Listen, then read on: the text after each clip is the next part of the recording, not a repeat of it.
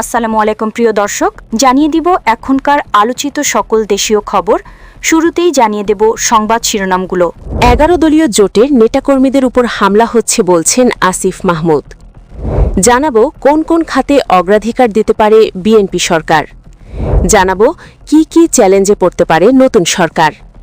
এবং সর্বশেষ জানাবো বিএনপির ঐতিহাসিক জয়, আন্তর্জাতিক গণমাধ্যমের প্রতিক্রিয়া। প্রিয় দর্শক, এতক্ষণ দেখছিলেন সংবাদ শিরোনামগুলো, এখন জানাবো বিস্তারিত খবর। 11 দলীয় জোটের নেতাকর্মীদের উপর হামলা হচ্ছে বলছেন আসিফ মাহমুদ। জাতীয় নাগরিক পার্টির মুখপাত্র ও কেন্দ্রীয় নির্বাচন পরিচালনা কমিটির চেয়ারম্যান আসিফ মাহমুদ সজীব ভূঁইয়া অভিযোগ করেছেন, সারা দেশে বিভিন্ন স্থানে এনসিপি এবং 11 দলীয় জোটের নেতাকর্মীদের উপর হামলা করা হচ্ছে। তাদের বাড়িঘর এবং পরিবার হুমকির সম্মুখীন। পোস্টে তিনি লেখেন, সারা দেশে বিভিন্ন স্থানে এনসিপি এবং 11 দলীয় জোটের নেতাকর্মীদের উপর হামলা করা হচ্ছে। তাদের বাড়িঘর ও পরিবার হুমকির সম্মুখীন। যারা বিজয়ী হয়েছেন তারা আপনাদের নেতাকর্মীদের নিয়ন্ত্রণ করুন।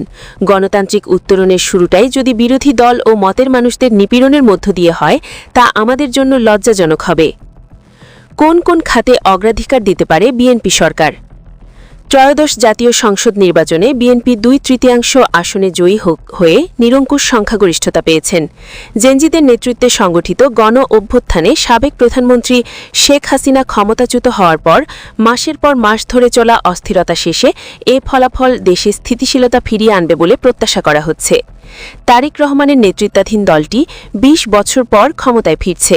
বিএনপির প্রতিষ্ঠাতা ও সাবেক রাষ্ট্রপতি জিয়াউর রহমানের ছেলে তারেক রহমান প্রধানমন্ত্রী হিসেবে শপথ নেবেন বলে জোরালোভাবে ধারণা করা হচ্ছে। সবার আগে বাংলাদেশ স্লোগান বা মূলনীতি নিয়ে বিএনপি নির্বাচনী ইশতেহারে দেয়া কিছু মূল প্রতিশ্রুতি নিচে তুলে ধরা হল। জুলাই সনদের সব দফা বাস্তবায়ন করা, যার লক্ষ্য হল নতুন সাংবিধানিক প্রতিষ্ঠান তৈরি, দ্বিকক্ষ বিশিষ্ট সংসদ প্রবর্তন এবং রাজনৈতিক দলগুলোর প্রতিশ্রুতির সঙ্গে সামঞ্জস্য রেখে আরও ব্যাপক পরিবর্তন করা, বন্ধ শিল্প কারখানাগুলো আবার চালু করার উদ্যোগ নেয়া এবং রপ্তানি খাতে বৈচিত্র্য আনা, বৈধভাবে পরিচালিত বিদেশি ব্যবসা প্রতিষ্ঠানগুলো যাতে তাদের নির্ধারিত লভ্যাংশ 30 দিনের মধ্যে নিজ দেশে ফেরাতে পারে সেজন্য কার্যকর ব্যবস্থা গ্রহণ করা, তথ্য ও যোগাযোগ প্রযুক্তি খাতে প্রায় 10 লাখ নতুন কর্মসংস্থান তৈরি করা, মুদ্রাস্ফীতির সঙ্গে সামঞ্জস্য রেখে ন্যায্য ও মূল্যসূচক ভিত্তিক মজুরি নিশ্চিত করা এবং প্রতি 2 বছর অন্তর তা পর্যালোচনার ব্যবস্থা চালু করা, তরুণদের মধ্যে কারিগরি ও ভাষাগত দক্ষতা বৃদ্ধি করা এবং সরকারি চাকরিতে মেধার ভিত্তিতে নিয়োগ নিশ্চিত করা, আন্তর্জাতিক পেমেন্ট সিস্টেম চালু করা, আঞ্চলিক ই-কমার্স হাব প্রতিষ্ঠা করা এবং মেক ইন বাংলাদেশ উদ্যোগকে উৎসাহিত করা, নিম্ন আয়ের পরিবারগুলোর জন্য ফ্যামিলি কার্ড চালু করা, যার মাধ্যমে নিত্য প্রয়োজনীয় পণ্য কেনার জন্য মাসিক বরাদ্দ থাকবে, স্বাস্থ্য খাতে সরকারি ব্যয় পর্যায়ক্রমে জিডিপির 5% উন্নীত করা, সারা দেশে 1 লাখ স্বাস্থ্যকর্মী নিয়োগ করা এবং প্রতিরোধমূলক স্বাস্থ্যসেবা কর্মসূচি সম্প্রসারণ করা, শিক্ষার্থীদের জন্য মিড ডে মিল বা দুপুরের খাবার কর্মসূচি চালু করা এবং শিক্ষা প্রতিষ্ঠানগুলোর জন্য দক্ষতা ও মূল্যবোধ ভিত্তিক নতুন শিক্ষানীতি প্রণয়ন করা, উন্নত ক্রীড়া অবকাঠামো ও প্রশিক্ষণের সুযোগ সুবিধা গড়ে তোলা, সব ধর্মের উপাসনালয়ে ধর্মীয় নেতাদের জন্য প্রশিক্ষণ ভিত্তিক কল্যাণ কর্মসূচি চালু করা। কি কি চ্যালেঞ্জে পড়তে পারে নতুন সরকার? ত্রয়োদশ জাতীয় সংসদ নির্বাচনে বিপুল ভোটে বিজয়ী হয়েছে বিএনপি। গ্যাজেট প্রকাশ করলেই শপথ নেবেন নবনির্বাচিত সংসদ সদস্যরা। ইতোমধ্যে আলোচনা শুরু হয়েছে নতুন প্রশাসনের রূপরেখা নিয়ে। প্রায় 2 দশক পর ক্ষমতার স্বাদ পেলেও বর্তমান প্রেক্ষাপটে মসনদে বসাটা খুব একটা স্বস্তিদায়ক হবে না বলেই মনে করছে সচেতন মহল। সরকার গঠন হওয়ার পর দায়িত্ব পালন করতে গিয়ে এমপি মন্ত্রীরা পড়তে পারেন নানা প্রতিবন্ধকতা, চ্যালেঞ্জের মুখে। আওয়ামী লীগ প্রশাসনের হর্তাকর্তারা পালিয়ে যাওয়ার পর অর্থনীতির যে ভঙ্গুর চিত্র উন্মোচিত হয়েছে, পররাষ্ট্রনীতিতে যে জটিলতা তৈরি হয়েছে এবং আইন শৃঙ্খলায় যে দুর্বলতা তৈরি হয়েছে তা কাটিয়ে ওঠার চেষ্টা করেছিল অন্তর্বর্তী সরকার। নোবেল বিজয়ী অর্থনীতিবিদ ড. মোহাম্মদ ইউনুসের নেতৃত্বাধীন সরকার আপ্রাণ চেষ্টা করলেও উচ্চ মূল্যস্ফীতি রয়ে গেছে। এছাড়া উচ্চ ব্যাংক সুদের কারণে ঢুকছে বিনিয়োগ খাত, যার স্পষ্ট নেতিবাচক প্রভাব পড়েছে উৎপাদন, রপ্তানি ও কর্মসংস্থান তৈরি প্রক্রিয়ায়। এমত অবস্থায় তারেক রহমান নেতৃত্বাধীন নতুন সরকারের চলার পথ মসৃণ হবে না বলেই ধরে নেওয়া যায়। তাদের সামনে আরও যেসব সংকটে পড়তে পারে তার মধ্যে অন্যতম রাজস্ব আদায়। দীর্ঘদিন ধরে অর্থনৈতিক চাপে থাকা নাগরিকদের কাছ থেকে বিপুল পরিমাণ রাজস্ব আদায় না করতে পারলে উচ্চাভিলাষী ইশতেহারও বাস্তবায়ন কঠিন হয়ে পড়বে। নির্বাচনে ইশতেহারে দেয়া দ্রব্যমূল্য স্বস্তিদায়ক রাখা, লাখ লাখ কর্মসংস্থান তৈরি, ফ্যামিলি ও কৃষি কার্ডের মাধ্যমে সামাজিক সুরক্ষায় সহায়তা দেওয়ার প্রতিশ্রুতি বাস্তবায়নের জন্য সরকারের সমৃদ্ধ ভাণ্ডার দরকার, যা নেই। খেলাপি ঋণ, লুটপাট ও অর্থ পাচারের কারণে সরকারি ব্যাংকগুলো নাজুক হয়ে পড়েছে।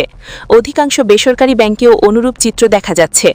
এরপরও এসব আর্থিক প্রতিষ্ঠান থেকে বিপুল পরিমাণ ঋণ নিয়ে রেখেছে সরকার। আবার বিদেশি ঋণের বোঝাও দেশের কাছে চলছে। একই সঙ্গে দেশের অর্থনীতি সচল রেখে এসব ঋণের কিস্তি চালিয়ে যেতে হবে। নতুন বিনিয়োগও আকর্ষণ করতে হবে, যা নির্বাচিত সরকারের জন্য আরেকটি প্রধান সমস্যা হয়ে দাঁড়াতে পারে। ব্রাসেলস ভিত্তিক আন্তর্জাতিক সংস্থা ইন্টারন্যাশনাল ক্রাইসিস গ্রুপ তাদের এক নিবন্ধে নতুন সরকারের জন্য অন্তত 5টি বড় ধরনের চ্যালেঞ্জের কথা উল্লেখ করেছে। তার মধ্যে বিশেষভাবে উল্লেখযোগ্য হল আওয়ামী লীগকে ঘিরে রাজনৈতিক সমঝোতার মতো জটিল বিষয়। অবশ্য সংস্থাটি এও বলছে যে নির্বাচিত সরকার হওয়ার কারণে সমস্যা সমাধানে কাজ করার ক্ষেত্রে বাংলাদেশের নতুন সরকার আন্তর্জাতিক সম্প্রদায়ের সহায়তা নিতে পারে। বিশ্লেষকরা বলছেন, কর্তৃত্ববাদী সরকারের পতনের পর মব সন্ত্রাস সহ বিভিন্ন কারণে আইন শৃঙ্খলায় যে পরিস্থিতি তৈরি হয়েছে তা থেকে উত্তরণটা এবং এটি করতে যে রাষ্ট্র ও সরকারের সক্ষমতা আছে প্রাথমিকভাবে সেটি প্রমাণ করাই হবে নতুন সরকারের বড় চ্যালেঞ্জ। তারা বলছেন, আওয়ামী লীগ ইস্যু ছাড়াও নতুন বাংলাদেশে যুক্তরাষ্ট্র, পাকিস্তান, চীনকে সন্তুষ্ট রেখে ভারতের সঙ্গে সম্পর্ক ও বৈশ্বিক চাপ সামলিয়ে রোহিঙ্গা ইস্যুতে শক্ত অবস্থান নেওয়াটাই নতুন সরকারের জন্য বড় চ্যালেঞ্জ হবে। আওয়ামী লীগ নেতৃত্বাধীন সরকারের সময় জনগণকে বিকশিত করতে নেপথ্যে যে কারণটি বেশি কাজ করেছিল তা ছিল দুর্নীতি ও দলায়ন। রাষ্ট্রের প্রায় সব খাতে দলীয় কর্মী নিয়োগ দিয়ে প্রতিষ্ঠানগুলো সেবার পরিবর্তে পরে রাজনৈতিক কার্যালয়ে পরিণত করা হয়েছিল। নেতাকর্মীদের ঠিকাদারি ব্যবসার আড়ালে রাষ্ট্রের বিপুল অর্থ ও অপচয় করা হয়েছে।